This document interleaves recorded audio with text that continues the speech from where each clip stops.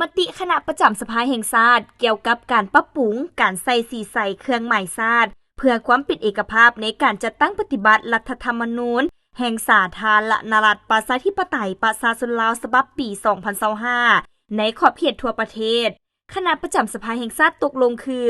มาตรา1เห็นดีให้เปลี่ยนสีเครื่องหมายชาติจากสีค้ำเป็นสีตามที่ได้กำหนดไว้ในมาตรา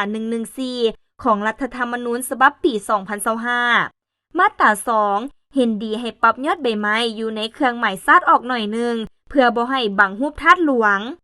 มาตรา3มอมให้คณะเลขาธิการสภาแห่งชาติเป็นผู้รับผิดชอบโดยสมทบกับภาคส่วนที่เกี่ยวข้องจัดตั้งปฏิบัติมติฉบับนี้ให้มีประสิทธิภาพประสิทธิผล